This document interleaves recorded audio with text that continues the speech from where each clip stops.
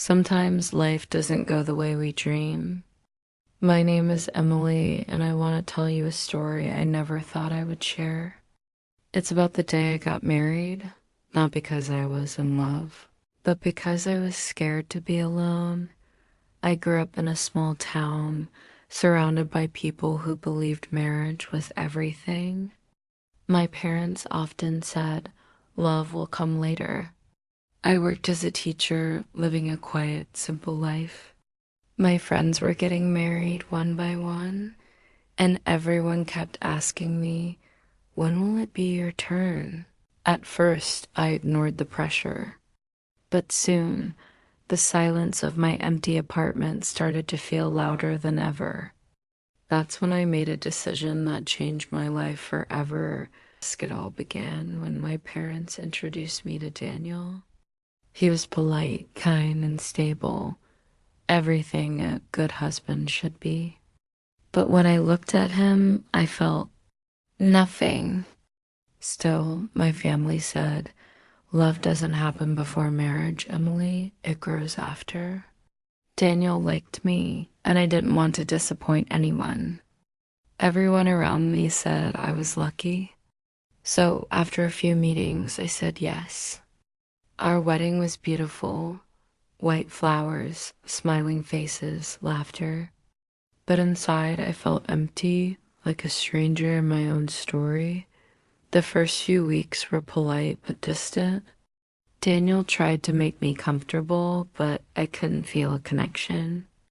Every good morning felt rehearsed. Every "I love you" felt borrowed. At night, when the house was quiet, I would sit by the window and wonder if I had made the biggest mistake of my life. I told myself to try harder, but love can't be forced. The more I pretended, the lonelier I became. That's when the silence between us began to grow, slowly, painfully, and without words. Days turned into months, and our home began to feel like a hotel, neat, quiet, and distant. Daniel would leave early for work, and I'd spend most of my time painting, trying to fill the emptiness with color. I smiled when people visited, pretending everything was perfect. But when the door closed, silence became my closest friend. I tried to love him. I really did. I cooked his favorite meals, listened when he spoke, and even laughed at his small jokes. But love isn't born from effort alone. It needs connection. And no matter how much I tried, I couldn't find it. Some nights I'd cry quietly, wondering if something was wrong with me. Maybe I was too cold, too broken, too afraid to love. Daniel noticed the distance, but didn't know how to reach me. "Are you happy?" he asked one night. I smiled weakly and said, "Yes," but my voice trembled. One evening, while cleaning, I found my old diary, the one I used to write in before marriage.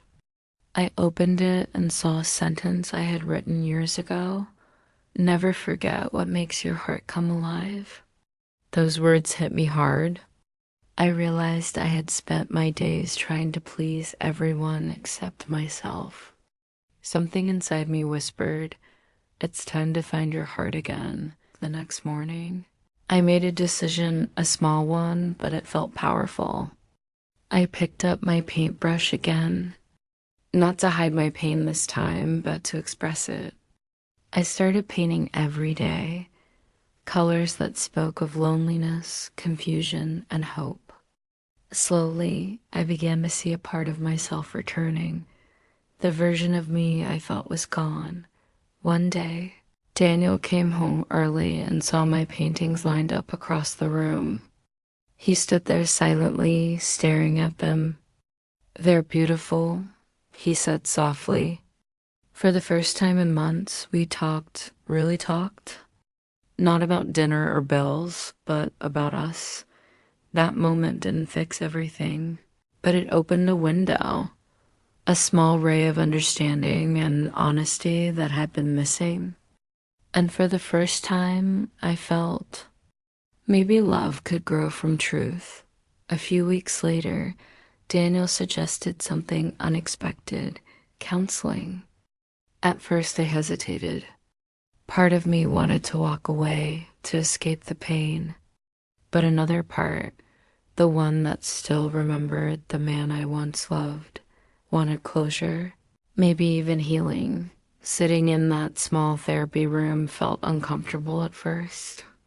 I didn't know what to say, but slowly the words started to come. I spoke about how lonely I had felt, how silence had broken me, how I had started to lose myself. Daniel listened, truly listened, and for the first time, I saw regret in his eyes, not just guilt. Then came the hardest moment. The therapist asked us both, "Do you still believe in this marriage?" My heart pounded. The room fell silent. Finally, Daniel said, "I do, but I want to rebuild it honestly this time." Tears filled my eyes. That was the truth I had been waiting for. Not promises, just honesty. It was in that raw, emotional moment that I realized love isn't about perfection. It's about two broken people choosing to heal together. The weeks that followed weren't easy, but they were different. Daniel and I made a promise. No more secrets, no more pretending. We started small, sharing honest conversations over morning coffee, spending quiet evenings without our phones, and learning to trust again one step at a time. Therapy became our safe space, a place where we could speak freely, cry openly, and rebuild the parts of us that had been lost along the way. I also began to focus on myself. I took long walks, wrote in my journal, and reconnected with my friends. For the first time in a long time, I was learning to love myself too. Daniel showed effort, real effort. He left thoughtful notes, cooked dinner, and most importantly, kept his word. Slowly, the walls between us began to fall. We weren't the same couple we used to be, but maybe that was okay. Our love wasn't perfect. It was honest, fragile, and real. Through pain, we found a new kind of peace. And for me, that was enough. Looking back, I realized love isn't about perfection. It's about patience, honesty, and growth. Sometimes life breaks us just to rebuild us stronger. What happened between Daniel and me taught me that trust can be broken, but with effort and understanding, it can also be healed. If this story touched your heart, please give this video a thumbs up, share it with someone who might need hope today, and tell me your thoughts in the comments below. Don't forget to subscribe for more emotional English stories. Thank you for listening.